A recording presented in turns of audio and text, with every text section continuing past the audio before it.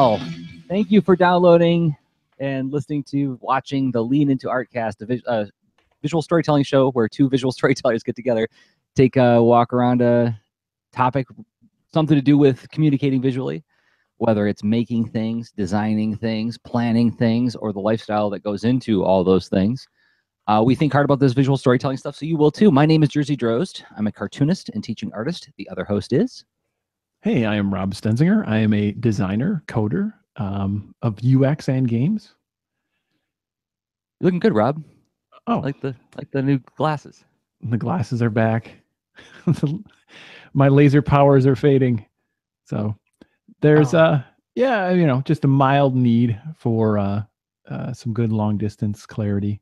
So not my terrible vision of old has returned, thankfully. So when I was a kid, I was at the cartoon character level of, oh no, my glasses. And I'd be trapped as the masked villain was dancing around behind me.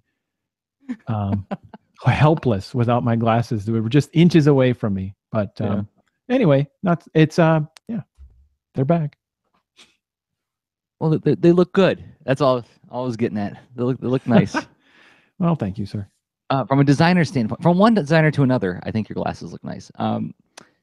Rob, we are in the middle, as we record this episode, we are in the middle of October, which is Creative Challenge season is well underway. Inktober is happening. And we're only a couple weeks away from a big art challenge called Art Soundoff. I should pull up an image of, right? Yeah, sounds good. Art Soundoff. I think are you pulling up the site, which is at artsoundoff.com. And yeah, that's a creative challenge that you and I kicked off about, let's see, so this is the 4th year. So I guess technically calendar wise, that's 3 years ago. Holy moly. Yeah. So yeah, we're looking down the barrel of Art Soundoff, and we as people who designed this challenge and instigated this challenge, we got to do it, right? Well, I don't think there's a must or a forced thing. I think it's implied, right? I mean, it's kind of like eating your own cooking. It's like, welcome, here's this meal. Does it look suspicious I'm not eating this meal? Maybe. Yeah. Please think nothing of it. No, I mean, it's like we actually did an Extra Lean podcast recently where we talked about tackling art challenges in a different way. And I think that this is the reasoning behind, well, we don't have to approach it the same way that we always have, and we can actually provide an example through our own ongoing experiment. Like, why not explore evolving Art Soundoff itself to be doable and approachable from a wider set of interests and motivations, right? Because so like, hey, you do 30 in a row and we're all working out together every day. Hey, we got our art challenge sweats on. Right? This is something. Did we talk about this actually? Where I was talking about like how your brand seems to have evolved into like half Mr. T, half Bob Ross. No, that's not been public yet. No, it is. Oh, sorry. Yeah, we'll fix this in post.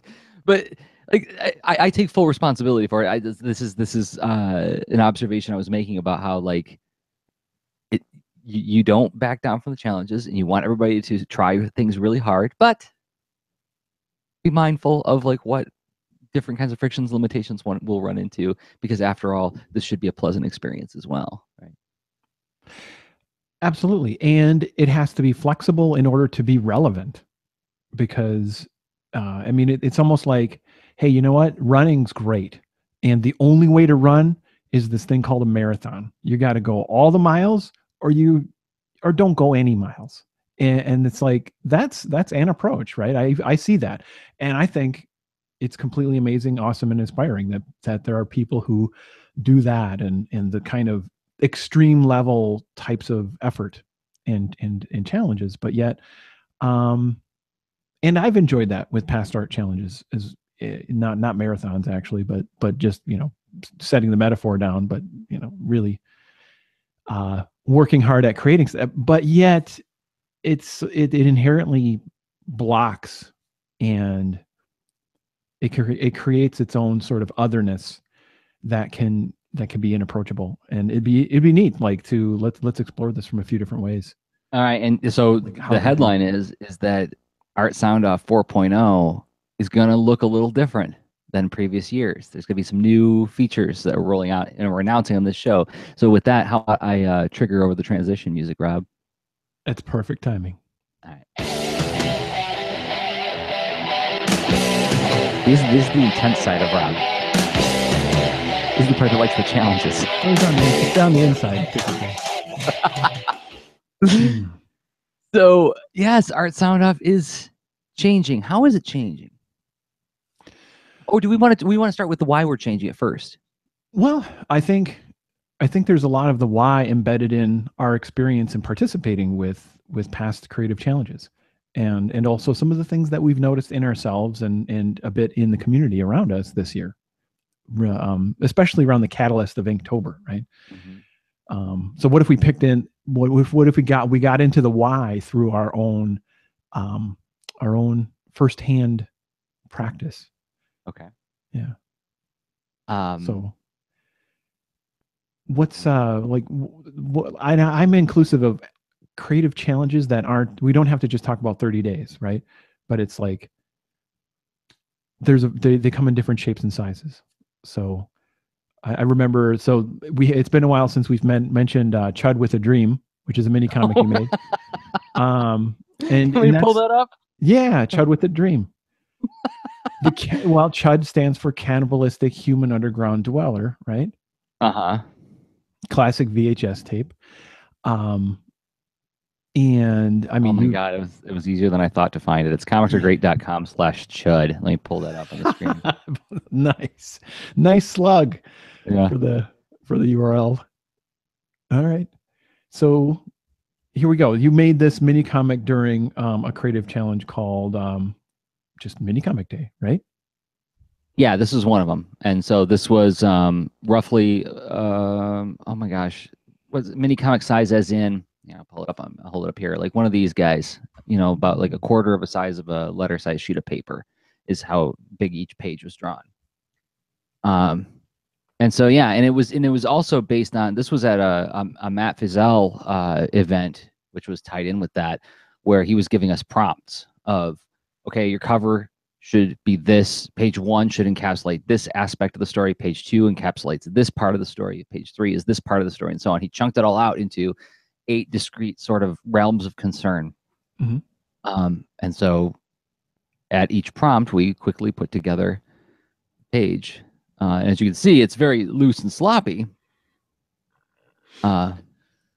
By no means like, not award-winning illustrations, but that's not the point of this. The point is just to get the ideas out there, right? Even in a mini comic, Jerzy gets interesting camera angles. You have the Chud parents are in the sewer, right? We have this bird's eye view camera. Because nice. Yes, this is where the hero has an opportunity to quit. Yeah, you have to give him a chance to walk away from it all. So there's mom and dad saying, like, look, you tried your best. You're just a Chud after all. But then, yes, the Chud says maybe the answer's at my local library. And then we see the Chud on the public computers using the free internet. And he finds a listing on Craigslist, job opening for monsters. And the Chud made a lucrative career as a movie monster, and he gets his own trailer. That's beautiful. So here you have a mini comic and Mini Comic Day as being, I think, on the end of the spectrum, as being one of the more just by default approachable creative challenges. Yeah. Right? The Mini Comic Day proper, which I don't know if it's been being still run in Michigan, because I haven't gone in a couple of years, but in the past it's been you have 8 hours to do an 8-page mini comic, and then you can get a little bit more tight with your art. So like a mini comic that I made called Fish Don't Have Teeth, which was a story of Fleet before she met Boulder, and she was a manager for a pro wrestling tag team. that was one I did one year where we did the full 8 hours. Chud with a Dream, I think that was done in about an hour and a half. Right? It wasn't. It was very fast art challenge. But yeah, so the fun. If you want to talk about those particular projects, the fun thing about them for me is there's this moment where you're looking at the blank page and you really don't know what the heck it's going to be yet, and you throw down those first lines, and those first lines add to more lines, which adds to more ideas, and sometimes it can be really thrilling, like, oh my gosh, this is coming together so well. Other times it can be really terrifying, where it's like, oh my gosh, I'm a hack, and look how hacky this hack work is. But that's part of the excitement for me. The excitement is like seeing if I can be creative on demand, on command, and sort of solving the problems live, right? Okay, it's a test, and there's some urgency, and I mean it's this boxed occasion, right? That I mean, whatever things were, that could be in your way in your normal day, you set aside this special time to do this, engage in a fun test quest thing. And I think there's something really appealing to the creative challenges that fit within one day. Yeah, you've done the 24-hour comic day a couple times now. Yeah, I have. I've done that 3 times. Succeeded twice and had a noble failure once. The failure came out of the year. So if you go to artgeekzoo.com, and if you go to the section that says all comics, actually no, it's in the Art Geek Zoo Way of Sound, because I tended to do my challenge comics as like side stories dealing with the characters in my main comic. And so the first one I did was Metal or the Girl, and that was dealing with the main character and having to work through his focus and time and attention, loyalty, right? And that's, well, basically being in a band or having a girlfriend kind of thing. And it's a silly premise, but it was, I found it incredibly challenging and high pressure, because like when you're trying to make 1 page per hour for 24 hours, that's different than 1 page per hour for eight hours. You're dealing with a lot of different physical concerns, a lot of, I mean, anything from like ergonomics and repetitive stress to just, it's natural to need sleep during that time frame. Yeah, it within that 24-hour cycle usually is somewhere between 6 to 8 hours of sleep. And yeah, and actually, so studies show, like, there's a great episode of the You Are Not So Smart podcast talking about sleep deprivation having an effect on your overall cognitive abilities. And the problem is that when you are being deprived, you don't really possess the clarity to evaluate yourself anymore. Yeah, and that's a really tough feedback loop. So, but hey, in the fun and spirit of an event, get loopy, and all of a sudden you're distracted. And it's a lot of fun and can be a party atmosphere if you're doing this with a group, which I did, and it was honestly a wonderful time. But of course, people got loopy and distracted with YouTube videos and disco music and stuff at different points, right? But like that's part of the silliness, and which is one more barrier between you and getting that challenge done. Anyway, there's let's see, another year, the second year I did the comic I failed, and it was called Separate Days, where essentially the main characters sort of have a falling out of sorts. And then I chose during 24-hour comic day to hey, I'm going to learn Manga Studio now today, and also do a 24-hour comic, which I got through, I think 10 or 12 pages, somewhere in there. But I had, as far as inked and balloon finished, then there was obviously a good number that I still had thumbnailed, but yet never completed. But anyway, yeah, so here you go, 24-hour comic day, different pressure, different stress.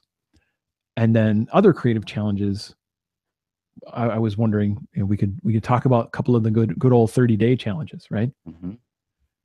30 characters in 30 days, which I've never done. Yeah, I've done that a few times. Create a new character every day for 30 days. It'd be a fun one to do, I think. Like, and the difference I think with these, like this, like 30 characters in 30 days in Inktober, and even Sketchbook Summer. Well, Sketchbook Summer less so, but those seem more to be habitual, right? We're checking in every day. Not going to be prescriptive about time boxing. You can take as long or as little time as you want, but you're checking in every day for a month, right? This is something you attend to every day for a month, rather than being a one-off intense event. Now it's like distributed over a wide period of time, right? Which I think has the potential to lower some of the pressure. Oh, certainly. Although different pressures, right? Because like when you do mini comic day, there's very little in the way, or even 24-hour comic day. These are like, I feel like they're local events. They're events you do with a group of people who are near you. And if there's any sharing that happens, it happens throughout the day. And then maybe like the whole thing gets shared at the end, but it's not necessarily, you're not invited to share each individual piece of the whole challenge, right? The product of the challenge is what you share, if you share it at all, it seems like. Whereas with Inktober and 30 characters in 30 days, there's this different kind of pressure to share and hashtag, right? I heard someone say an interesting phrase. They said, well, if I don't participate, or I'm not going to participate, and then kind of sarcastically saying like, yeah, I'm going to be invisible, right? If you don't participate and you don't use the hashtag, you're not going to get noticed during this, right? You got to show up to get noticed. True. There is definitely a different kind of social pressure. Yeah. And which can be desired or not desired, or some kind of mix, right? Where maybe you have great, simple capacity 2, 3, 4 days out of the week, but then, another 3 or 4 days, things are pretty difficult. And, much like the deadline of having a recurring webcomic commitment, where you just have this like awful feeling of like, well, I'm letting this group down because I'm not being consistent. Yeah, it's funny to me that I see people that I know, people that I respect and friends miss a couple days and then like make up for it. They'll do like 3 in a day in order to make up the difference, to which it's like, if you want to, sure. I mean, if it's about having the 31 at the end, great. But it's like, I don't think anybody was sitting around with a watch going like, where are they? It's like, to me, well, okay. So this is colored by my bias. My bias is that these things are meant to be fun. And yes, I layer on extra challenges for myself. Like, for instance, what we talked about in the rebroadcast we did recently of 30-day challenges, is I like to sort of hack it to see if I can get an extra thing out of it. That angle really has this double-edged swordness to it, right? Yeah. So what was your double duty you were trying to get? Well, in years covered so, this so last year I tried to make a 24-page mini comic out of the challenge, and I did. This year I was going to do 31 rockets, different rocket drawings, and the creative style limitation I was going to do was the rocket was going to be in ink or Inktober, but some element, probably the fire of the rocket, was going to be done with crayon. Okay, cool. And I fell off the wagon, and I had a feeling I was going to, because at the top of the month, I didn't make a proclamation. I didn't say like, I'm doing 31 rockets. I may have mentioned it to some friends, maybe even mentioned it on the show, but I didn't like make like a blog post saying like, this is what I'm doing. It was more like, I wonder if I can, I got a lot of stuff going on, a lot of pressures going on, let's see if I can. And then I didn't. So I don't feel some, right? What? But so it's not that you did 0. Right. I did some. Yeah. Mm-hmm. And I feel 0 remorse about it. I don't feel like I'm like, oh, I failed at this thing. It was more like, well, that didn't work out. But it's a game challenge. It's like losing at Monopoly. There's no stakes on this thing. So that's my relationship with it. I could see how adding extra layers to a challenge and trying to eke out extra stuff could make things way more stressful. I did a professional development workshop recently with some teachers, and we modeled 2 of my classroom activities. One was the one where there's no time limit, and it was really sort of boxed around everybody making the same thing and then comparing what everybody made at the end. The second one was very time boxed. Like, okay, we're going to start on page 5. We're going to work for 3 minutes. Then we're going to move to page 2, work for 2 minutes, move to page 6, work for 6 minutes. And different groups of teachers reported very different relationships with those challenges. Like, and some in the first challenge were like, in the first workshop, were like, I didn't feel like I was really directed in any way. I felt like it was too freeform. And the second one, the people who love the freeform were like, I felt so nervous when you were counting down the time. Like when you said 1 minute, 30 seconds, it filled me with so much dread and stress, you know? So yeah, I think that a little bit of self-knowledge about your relationship with these kinds of things would probably help a lot, right? Yeah, and I think you can get some of that salt. Well, you may arrive, batteries included, already knowing like, hey, this is not my cup of tea, or hey, with a little tweak, this will totally be my cup of tea.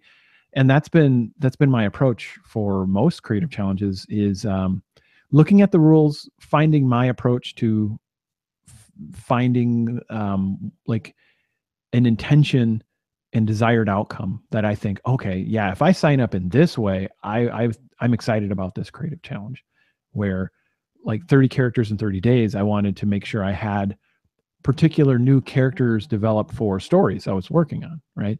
For Inktober, it was a little bit more like, these are farther off characters I've been thinking about, where I've a few Inktobers, like I was developing characters for, well, at least 2 different Inktobers, characters for Ghost Brawlers in particular.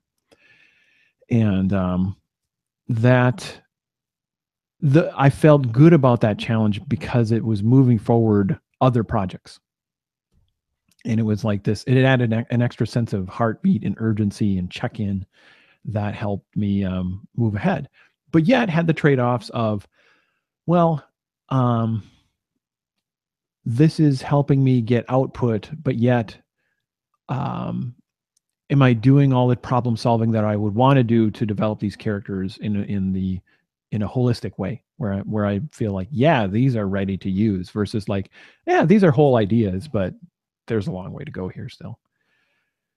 So yeah, good to get some awareness for, my idea of what the end product would be versus what it can realistically end up being. I felt Sketchbook Summer though had this maybe because I set myself up with small sketchbooks, that it didn't stress me out at all. Where you have this commitment in the month of July, I will fill a sketchbook, and that could be daunting if you get like one of those big, thick, 200-page bound sketchbooks from your local art store, right? But I went like, yeah, these 40-page moleskins. Yep. That's my sketchbook. Yeah. Yeah.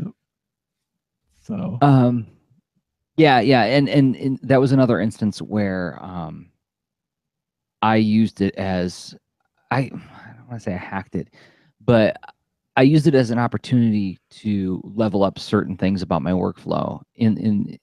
These were pieces I didn't share because I was actually embargoed on them. So I was doing like client work.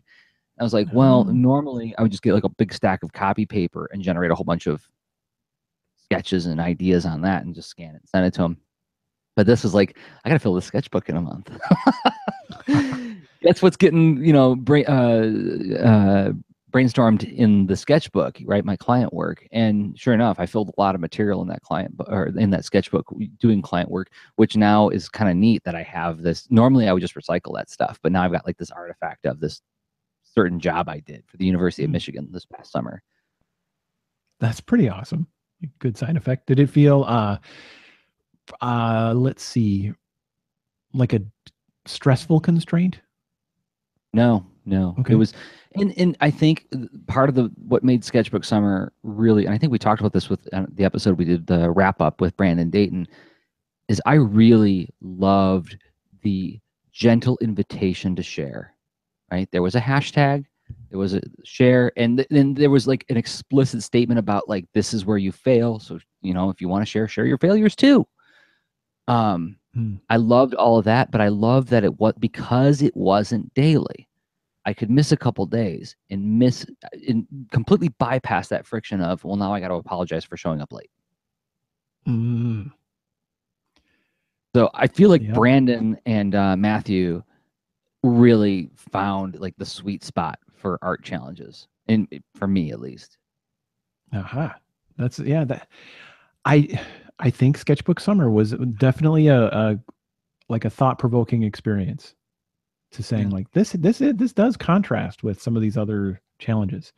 I was just having a discussion with some people about this past weekend about how I infer that the original design of things like Inktober and 30 characters in 30 days was really meant to be, well, surely you can do one ink drawing a day, right? We're chunking it down to its like most basic unit, one ink drawing a day, right? Yes. But you could easily read that with two different readings, right? Only one ink drawing a day, one ink drawing every day, right? Hey, wait a minute. It doesn't sound as approachable, that second way to say it. Right. You see what I'm saying? Hey. And then because of that explicit share it every day, and actually, to be fair to Jake Parker, it actually doesn't say share every day, just like share what you got. But because it feels, because it's daily, you should share every day. Then it becomes, and because a lot of people follow along, and I can't remember if we talked about this on the Extra Lean or not, but like there gets these situations where people show up with these magnificent, beautiful pieces of illustration and go, here's my sketch. Oh my gosh. Yeah. Some people looking at you, Jerzy. Do I do that? I try to be careful about that. No, if I've ever done it, please call me out. No, I'm saying this with all the love and tongue-in-cheekness I can possibly manage, where and it could be also, this is okay, I'm going to turn it on me and go like, this is baggage.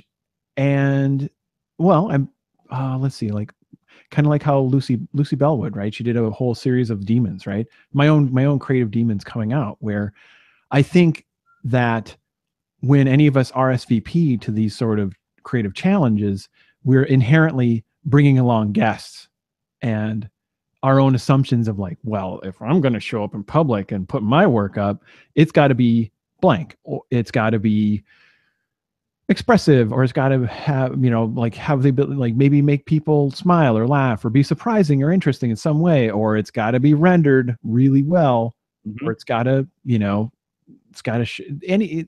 have some quality where like a lot of folks were participating in 30 characters in 30 days. That was my initial experience with that kind of 30-day challenge. I was just blown away with the kind of stuff that people were just like, yeah, here's my drawing for today. And it was amazing, right? Like dozens of people at like an incredible level of performance every single day. And through my own, right. And so seeing, honestly, Jerzy, like your work, when you work on like creative challenges and the kind of stuff that you will share, I'm like, holy crap, dude. That's kind of you to say. And inherently doing comparison as far as my own effort too, right? So well, that's my own demon speaking. How can you avoid that though? How can you avoid that? Because everybody's sharing under the same hashtag. So like you are part. So like for me, as the guy who always wants to err on the side of providing a clear on-ramp for everybody to feel like they can be a part of something, I get testy when I see people of immense skill set say, oh, quick little thing I just dashed off. That may be true, but now you've made the thing that takes... You don't do that. No. I hope not. I try to be careful about that. I was doing a school visit, and inevitably the kids ask, like, how long does a page take you, right? And I really try to reframe it as best I can, because I know what they're after. They want some math. They want some statistics. They want to measure up how long does it take them versus how long it takes me. And then, or they want to know, like, this is clearly easy and fun, so this must be really easy and fun for you too, right? And then I'm like, no, it takes about 6 hours to make a page. I'm like, oh, 6 whole hours. This is a school day, man. I'm like, yeah, I know, but that means that 6 hours I get to think about making comics, right? That's pretty awesome. Oh, yeah. But then, like, one kid asked about my sketchbook, and they're like, well, how long did one of those sketches take? And well, I'm like, this is 20 minutes, maybe 15 minutes. And they're like, oh, how does he get such perfection in 20 minutes? I'm like, well, when I was your age, this would have been 3.5 hours, right? So there's a distance, there's a perspective shift that happens. And I'm trying to be very clear about that, because I know when I was younger, I got daunted by that stuff. Like, you'd watch how effortless and magical the drawings were. We talked about this last episode, right?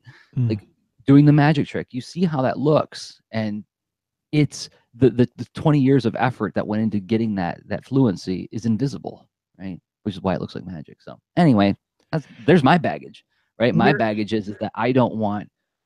For a long time, I didn't even draw my classrooms because I didn't want to intimidate the students. So many challenges with all that, because of course, like the drawing also shows possibility, and like it's an invitation, and it's also context for like, well, here's the perspective that like I can demonstrate these things. I'm accountable for what I'm saying, right? There's a lot of benefit to showing that capability, but it'll also that this whole thing of like everyone's coming from a different perspective. How do you propose and share a challenge with the world and invite people in such a way where it takes into account all that, right? Where that's not easy. And I think it's with that in mind that we're trying to do an update to Art Soundoff. Yeah, you found the transition point. This is the perfect place to stop and take a break, because like it's with all of those use cases in mind that Rob kind of like made some little tiny tweaks and adjustments, and when I saw them, I was like, oh, that is so freaking great. This answers like every friction point I've ever had with the art challenge in particular, this one or any one. So with that tease, we're going to talk about those changes coming up. Well, if you're really curious, everybody, you can go to artsoundoff.com right now and read the changes, but we're going to discuss them in about 1 minute and 30 seconds. How's that sound, Rob? It sounds excellent. All right. All right, so we got to take a minute to thank some people who make this show possible, and those people happen to be the folks who support us on Patreon. Patreon.com/leanintoart is where you can find it. And what is it? It's a way for you to give us a monthly upvote, a way to say like, hey, I believe in you guys. I believe in the work that you do. I really enjoy it. Get a lot of value out of it. Here's $1 a month or whatever you can afford on a monthly basis. You can cancel your pledge at any time, actually. So you could do like just like 1 month. So like, here's a $5 tip this month, and then cancel your pledge as soon as the month rolls around, right? We want to thank 5 people who have been doing exactly that. First up, Jonathan Warrenson. Oh, Jonathan, we don't have your Twitter handle. Otherwise, we go to shout out. If you update it in your Patreon account, we will make a note of it for future episodes. Rachel Ross, NYC Terrace on Twitter. Thank you, Rachel, for your support, and Jonathan for your support. Brandon Dayton, who we were just talking about, friend of the show, he's been on the show, also supports the show. You can find Brandon on Twitter at Brandon Dayton.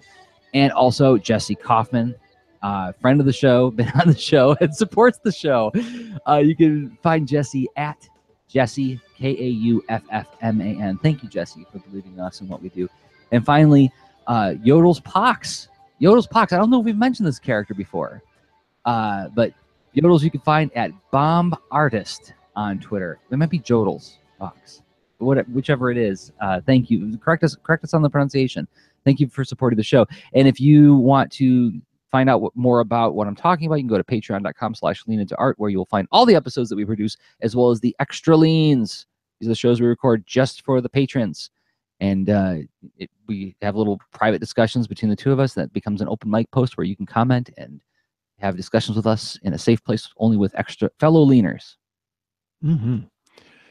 So thank you very much for those of you supporting us and those heading out to do that soon. It's wonderful. Means a lot. It does. All right. Ready to do the next part? Yeah. Just let's dive in. All right. How about, I'm going to do a soft and squishy one.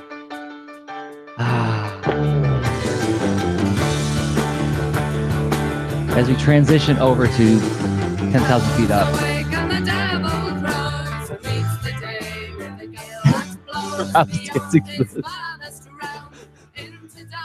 Oh, I forget the name of this band. I think I just think about Frodo. Who's this?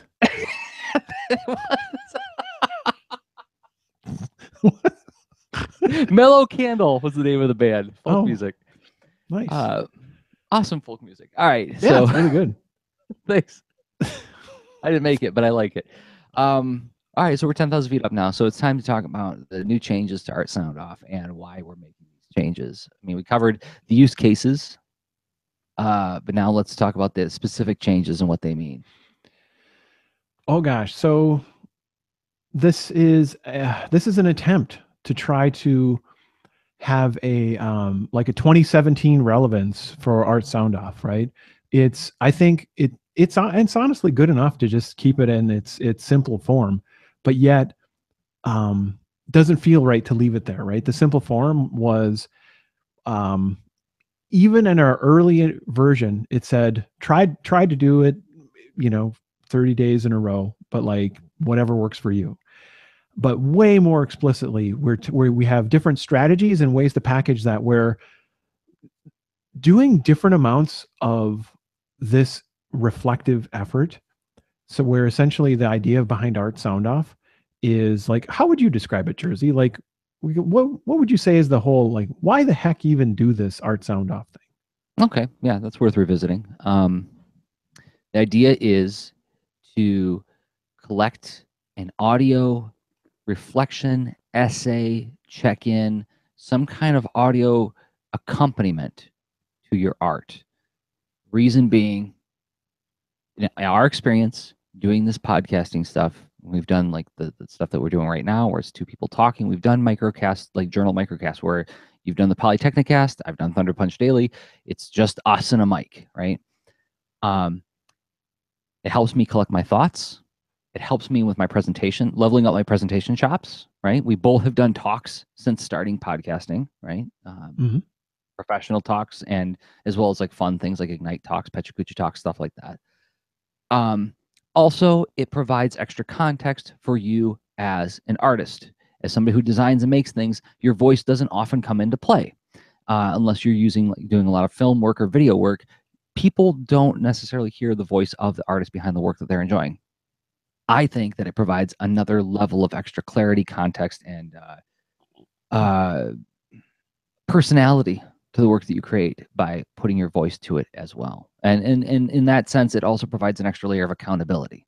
You're standing in front of your work and saying, here's essentially who I am through whatever guarded filters you wish to use. Does that sound like a fair summary of the challenge?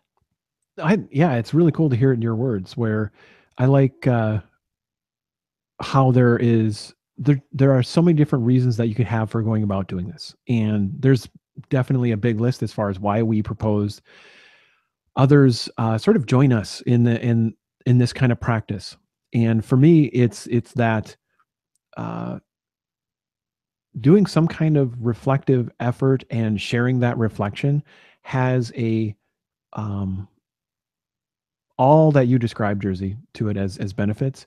And I think it turns a lot of implicit experience into something explicit, where maybe your process has a lot of follow your gut, and you've really enjoyed how other people share their process, and you want to try what that's like.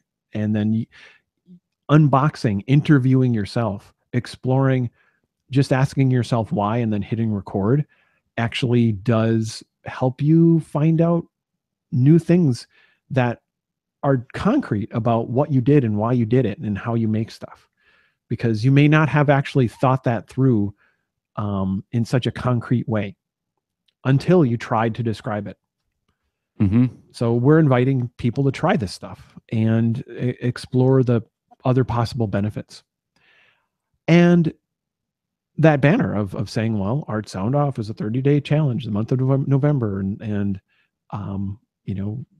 put something out in the world, share it with the hashtag. Surely you could record 5 to 10 minutes a day. I have to do 5 to 10 minutes every day? This is true. The double-edgedness is there. It's definitely a thing. And we've seen this now, with doing Art Soundoff for multiple years. We've seen how sometimes it works for folks throughout the entire month, and other times it's peaks and valleys, and people sometimes will do their catch-up episodes, all the stuff that you see with other creative challenges that take place over 30 days. Some people drop off.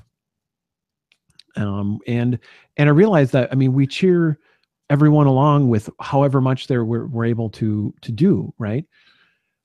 Yet hitting some of these friction points through other creative challenges and our own. Like, I mean, I've certainly felt the friction of doing 30 Polytechnicasts in a row for, you know, every day.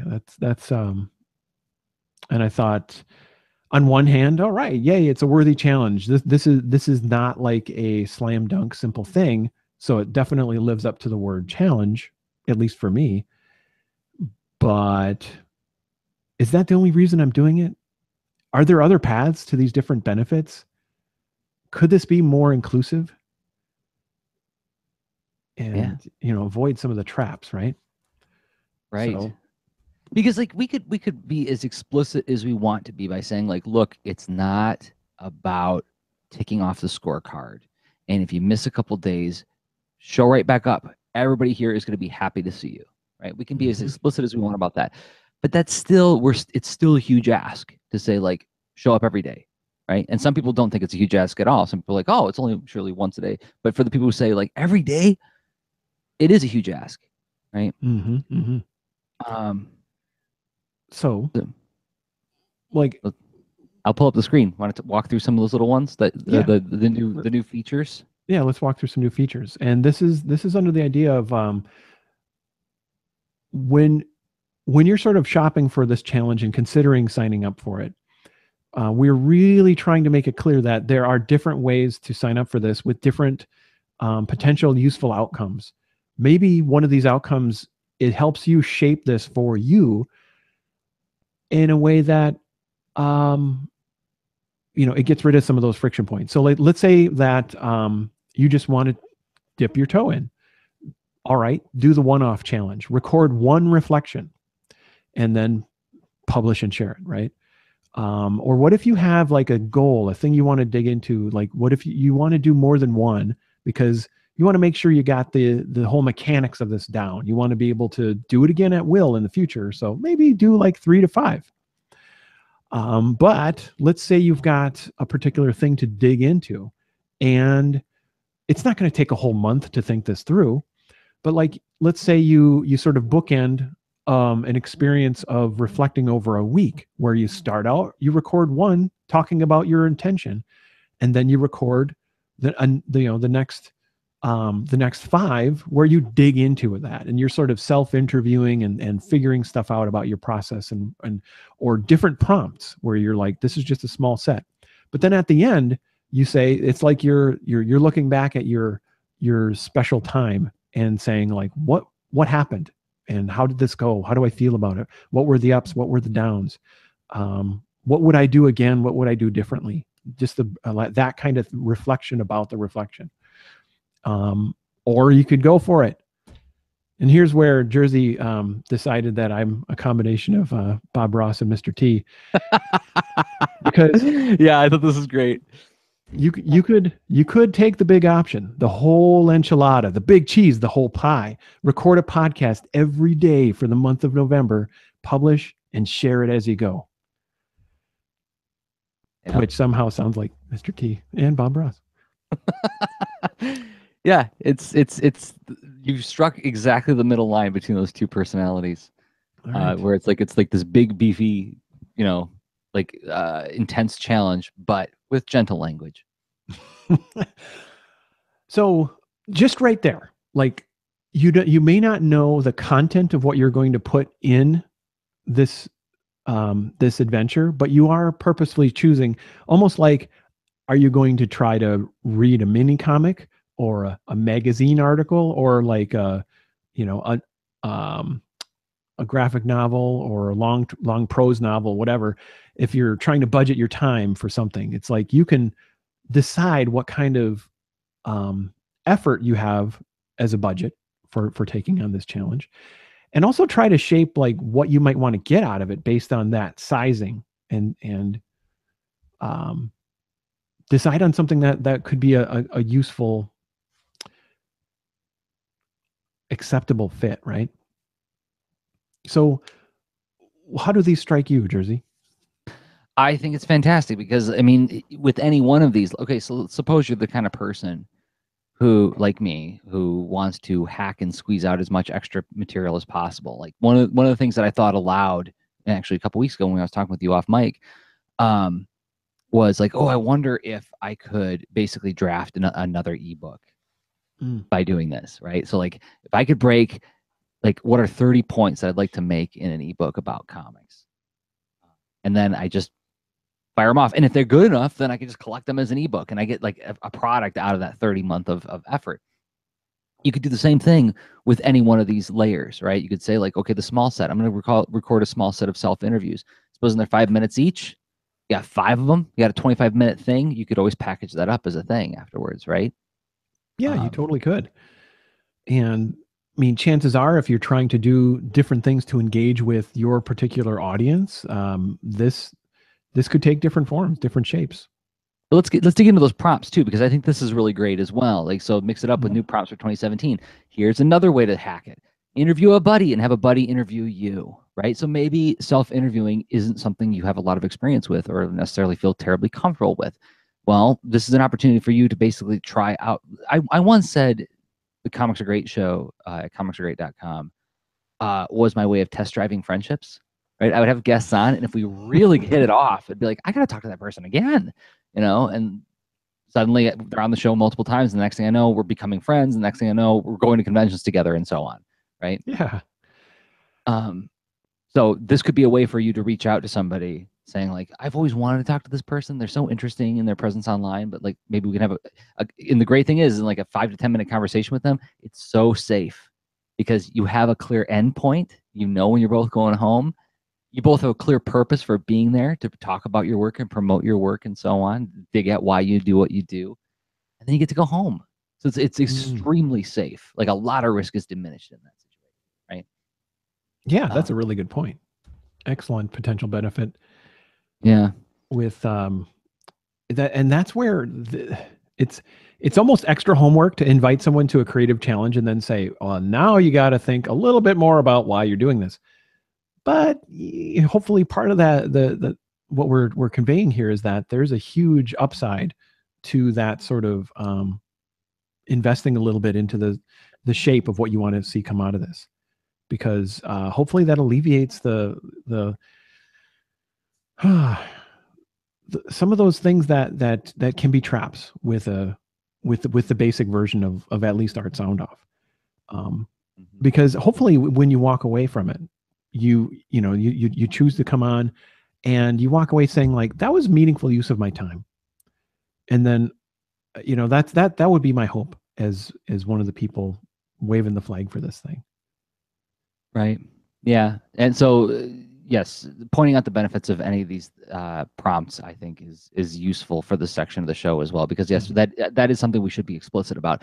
We're not just doing this because like, we like it, so you should like it too. It's more like we've seen real tangible benefits in other areas of our life through doing this, and we hope that by you playing along, you will find some extra meaning and valuable experiences as well.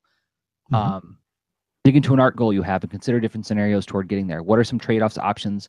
Which option seems like it will help you learn and adapt sooner? Give it a try and share an update on how it's going. This is scientific method. Form a hypothesis. Test the hypothesis. Come back with the results, right? And it's by first of all, by making a declarative statement about it with an audio recording, you are making yourself accountable to it to a certain degree. And by making an audio recording of the results of the test of your hypothesis, it's forcing you to focus your thoughts and be really clear and analytical about what happened during that experience, rather than just shrugging your shoulders going like, well, I guess that didn't work. I guess pens aren't for me. I'm a pencil man, and I always will be a pencil man or a pencil woman,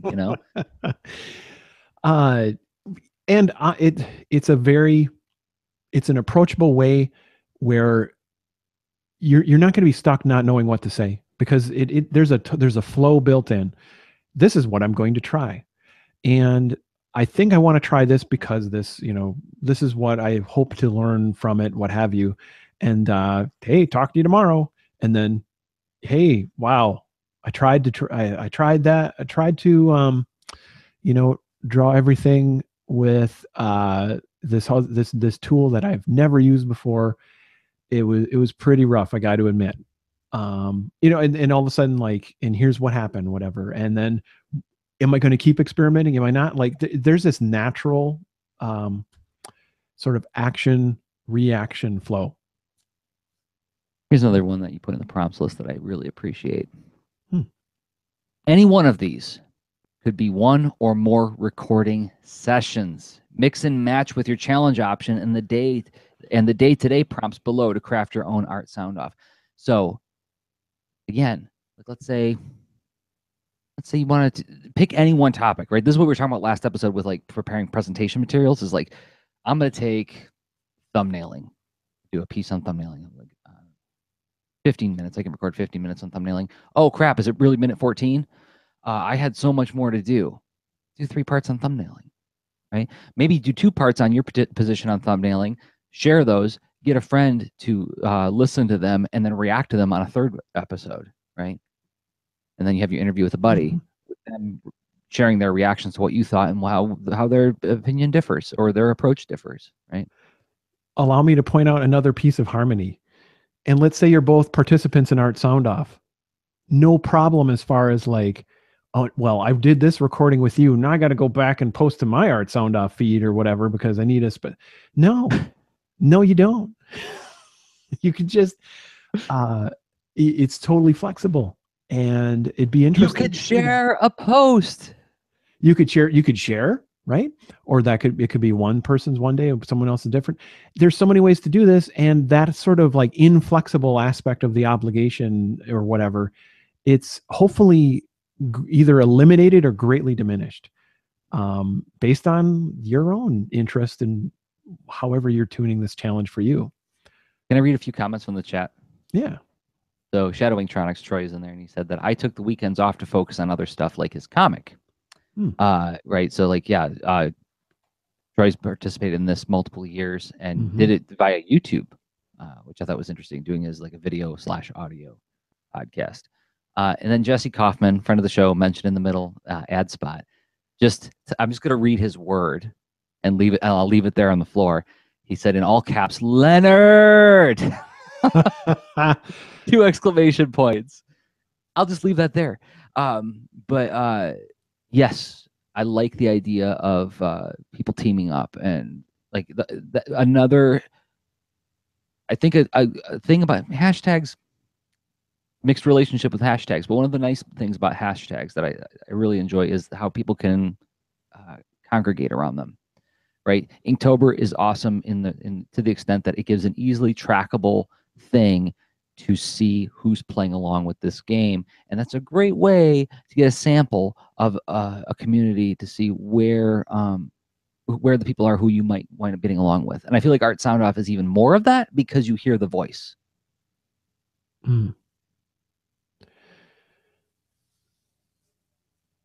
So I was reading. Oh, sorry. Prompts.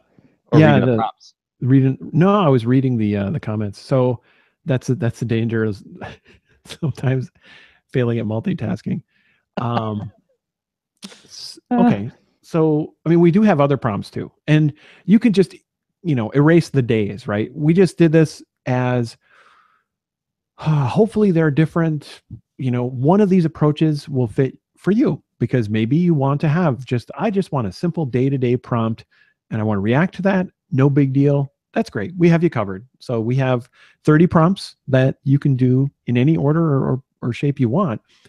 But there's a lot of interesting questions that we propose here because a great repeatable format, from my experience in doing an art journal podcast, is like, I mean, you pose a question and then explore it. It's a pretty strong format. So here we have a bunch of different questions, things like critical moments. What are you critiquing of late in your work? So, oh my gosh, that reminds me, today I was noticing that I really need to tighten up I like to be scribbly when I'm doing my gestural drawing or what have you, but like when I'm a little less, rapid, it doesn't show up when I scan, and I got to be if I just slow down a little bit, it actually helps me a lot right there, for example. But yeah, lots of other questions, and prompts to just say like, this isn't stated as a question, but inherently you're going to pull at this and it's a thread of like you had the whole, like, was it tell me about a time creating art when you were 9 years old or something like that? Oh yeah, yeah. The example I always pull out is that if you walk up to a stranger and say, "Tell me a story," odds are they're gonna go, But if you say, "Tell me a story about your 7th birthday party," you know, then suddenly they've got a starting point. That limitation gives you the starting point to like start digging at an idea. And these prompts are designed the same way. So instead of just saying, "Tell me about your art," it's more like, "If you could change one thing about your art, what would it be, and why? What makes you say that?" Yeah, that's it. And if there's anything that seems sort of, we've set up our gym of thoughtfulness, that we're all wearing our art challenge sweats and we're like going hoo-ah out at, come on into our thoughtful art gym or whatever. I mean, if it seems like that, I think it's just because, I find it easy to get excited about this topic. And I really do think it's a useful thing to introduce to your practice. But like, what if we pick the one more final hack for the challenge to do as our final thought? To be like, there are people who are like, nope, they're still shaking their heads. They're like, yeah, you seem approachable and all. Yeah, this seems flexible. And we got one more. There's one more hook. All right. So like this hook is for the person who is curious but dubious.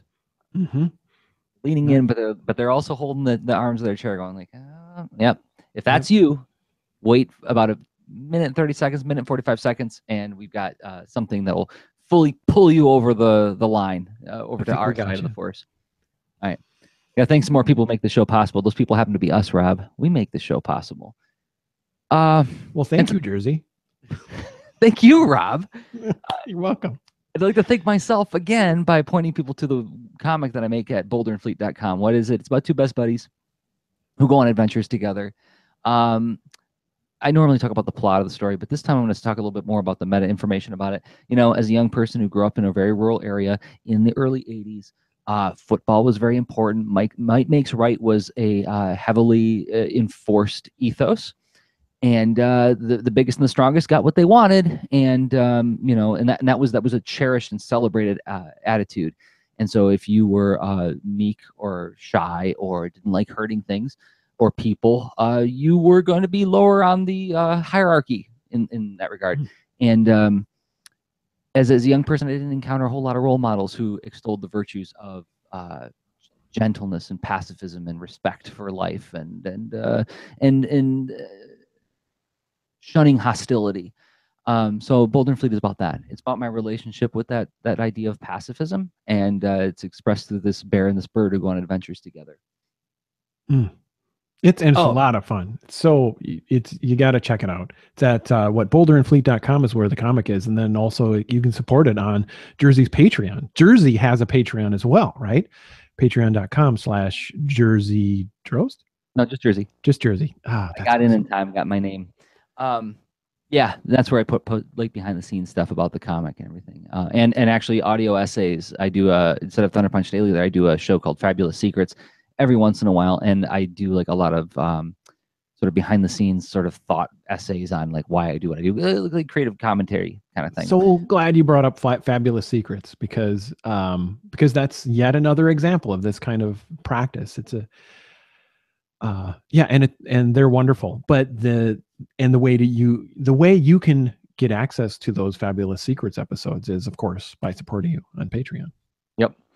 Speaking of supporting people who make things, Rob, you make a game. Let's play it. I do. Nice. I'll play it while you talk about it. I love how you've been playing it, like during the ad.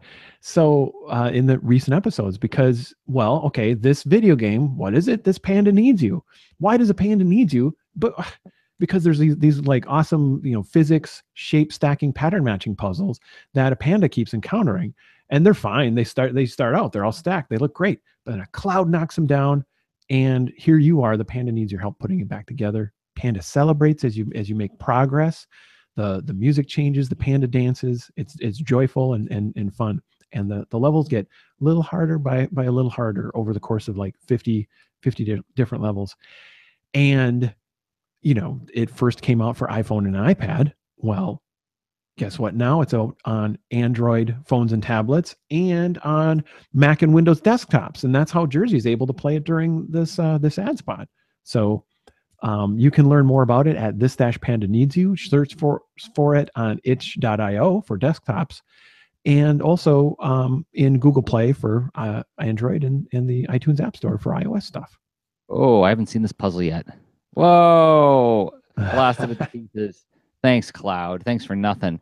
Now I got to put it all back together. This-panda.com is where people can find that. Let me pull up the other thing. So let's suppose that you have already purchased Rob's game. By the way, if you purchased it, giving it a review in whatever store you purchased it from would help more people find it. That'd be a really nice thing to do. And let's say you've already read my comics. Awesome. Thank you so much for reading them. I hope you enjoyed them. But you're really here because you like the way we think about stuff and not so much about the stuff we make. Fair enough. The show is a product that we make, and we have other things like that at leanintoart.com/workshops, where you can download comics workshops that I've been developing over the years, and Rob's workshops like Storyteller's UI tools, making video games from your creator-owned comics. That's at leanintoart.com/workshops, and you can download them at a price of your choosing, even $0. You don't have to pay anything. But if you do get something out of them, you know, you could always come back and purchase them, and it'd be a great way to give us a tip, or, you know, give them to a friend, get one for a buddy. Telling other people about the stuff we make is also immensely valuable to us. And that's my prompt to say, if you are listening to the show right now through iTunes or some kind of podcatcher thing, giving us a 5-star review on iTunes helps more people find the show. If you're watching the video on YouTube right now, a great thing you could do is hit the thumbs up button. That helps more people find the show as well. It raises our rankings in relevancy, what is arguably the second most important search engine on the internet. And we thank everybody who has been doing all those things. It means a lot to us. It really does. Thank you. Troy, Shadowing Tronics in the chat. Going back to one of our earlier points about interviewing a buddy. He's volunteering himself, everybody. And you posted it, Troy. So I'm sorry. I'm going to read it aloud. He says, I've done interviews on my site, so I'm open for that prompt if anyone needs an interviewer. Super Shadowing, cool. let's go to his website real quick. It's BW Media Spotlight. Yeah. Let me look it up real quick. BW Media. Oh, bwspotlight.com. So, okay. All right, cool. So here we are responding to our prompt, like the final thought kind of thing. I learned through, actually, I don't want to take credit for this because I learned about this from Kate. So my wife, Kate Shield Stenzinger, she and I do a podcast called Art Science Punks, which is at artsciencepunks.fireside.fm. And it's that's a super fun show and whatnot. And so I'm used to doing audio with her and sharing it publicly and whatnot. And so this was a fun and awesome different perspective and surprise that Kate said to me, you know, I've almost done Art Soundoff before a few times.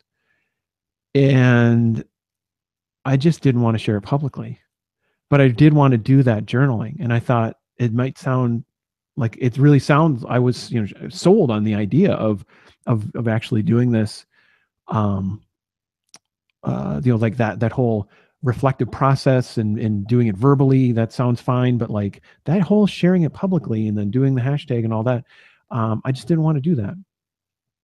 So I thought, oh my gosh, this is like the other domain that we can reach to say that. I mean, the point of this is to celebrate the practice. The point of it isn't to say, and the only valid way to do that is in public on the internet. Pictures or it didn't happen. Yeah, exactly. It's like, well, watch my stream. I'm on Twitch all day long, every day, or watch my, like that's great. It's totally cool. I coexist and love that culture and consume it from time to time. And obviously you and I, Jerzy, we do plenty of public content, but like, I don't know. And there's stuff that I practice all the time that is not for public consumption. Right. So like I track my runs with an app, and every time I finish one, it's like, you want to share this with your friends? I'm like, no. Because nobody needs to know. You know, it's like it comes up in conversation on the show, but like how far I went, how many times I went this week, that's not for public consumption. That's for me. That's for my consumption. That's for my tracking and my own benefit. I don't really feel a strong desire to be posting it to my Instagram or anything like that. Nothing wrong with doing that, right? Like I see other people doing it and they're like, wow, that's awesome that you're able to do that. But not something that I feel a compulsion or a desire to do. Yeah. I mean, and how, what if it were implied that you had to? Like, wouldn't that introduce negative side effects?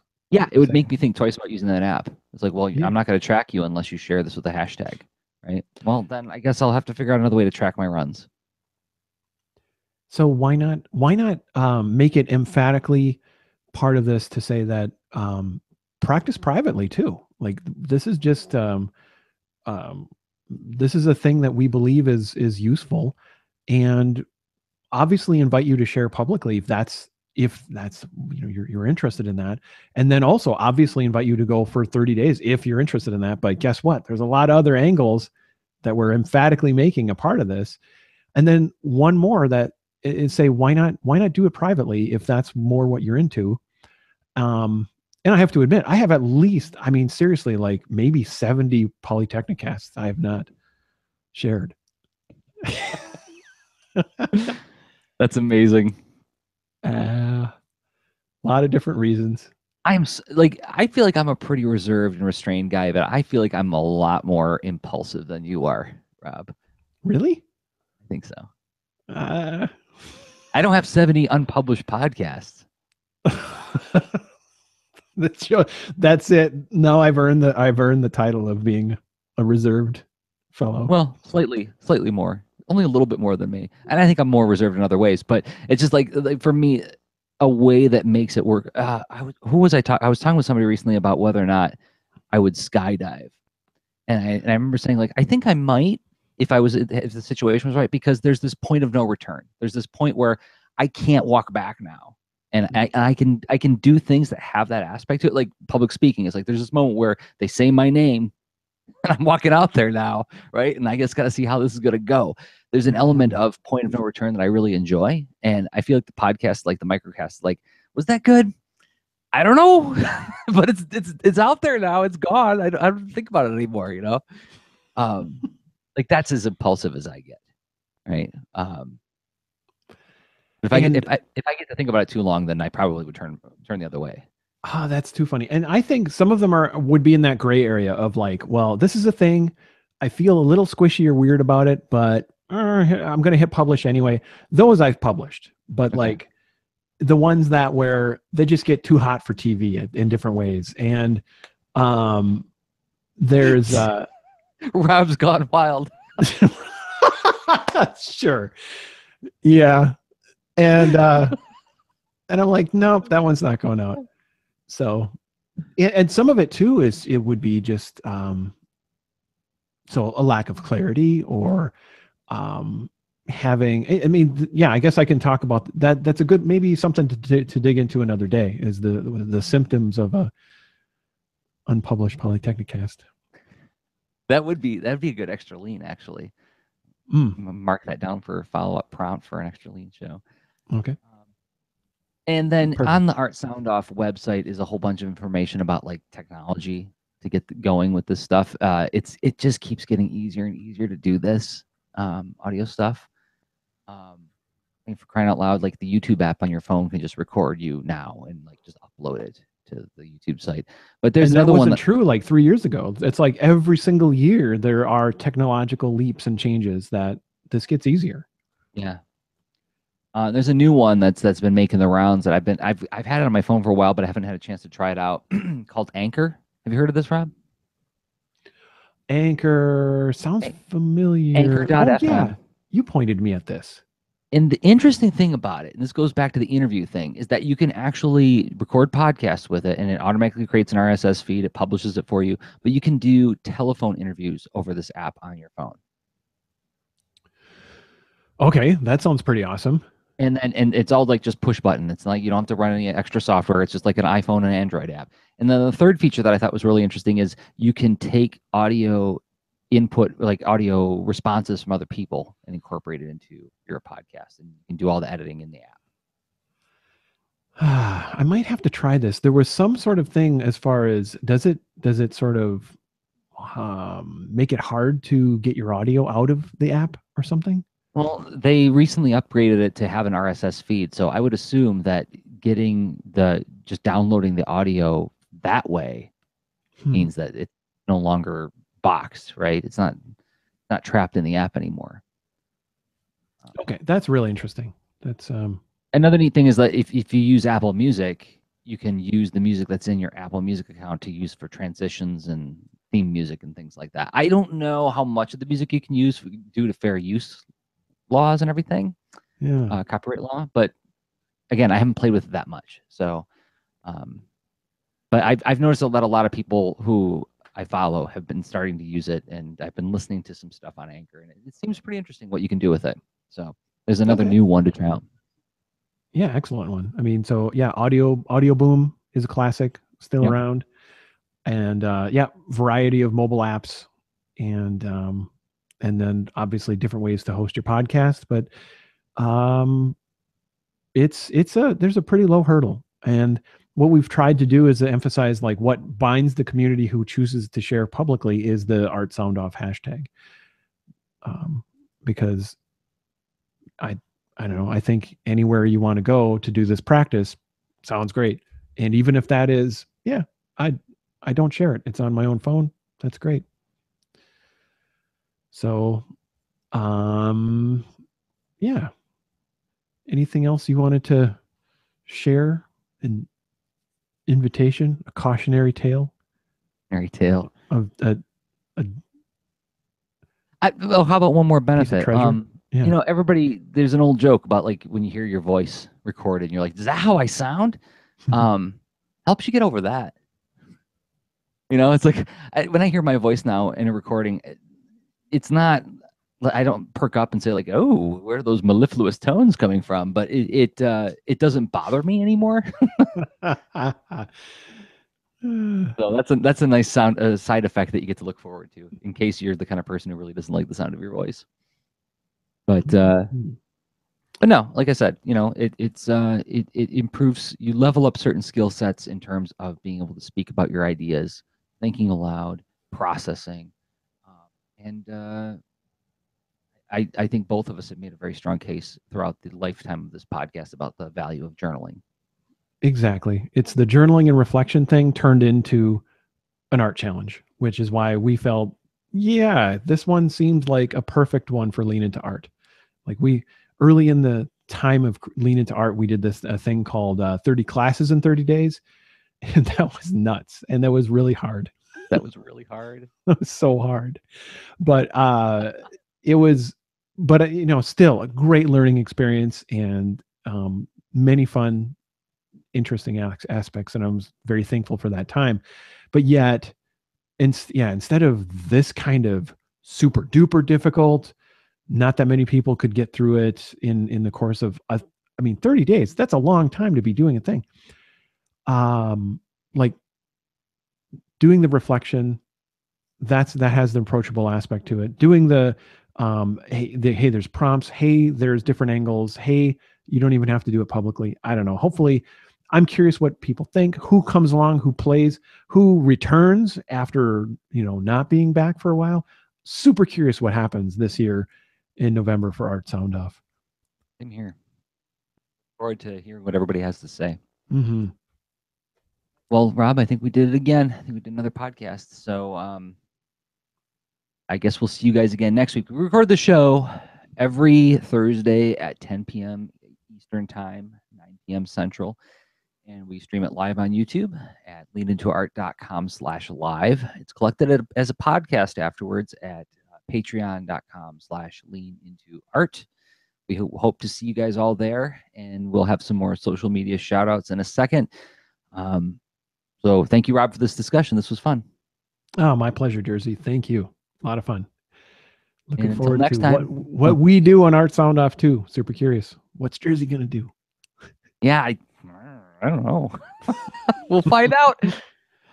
No, I actually, as a teaser, I do plan to do a little bit more experimentation this time. We'll see how it goes. But it might be something I don't publish. But my intention is to experiment. So till next week, I have been Jerzy Drozd of leanintoart.com and Jerzy Drozd on Instagram. And I've been Rob Stenzinger of leanintoart.com and Rob Stenzinger on Instagram. Okay, bye. Show notes for this episode can be found at leanintoart.com.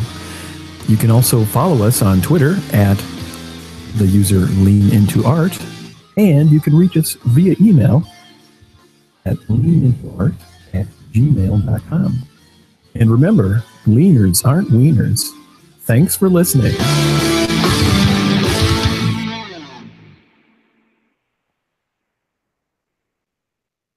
Jesse's saying kudos to the addition of Kate's feature. Yeah, Kate's the best, isn't she, guys? Isn't she the best? She really is. What a great idea. All right. I'm very thankful. Yeah. All right, I'm gonna kill the stream. Good night, everybody. Good night.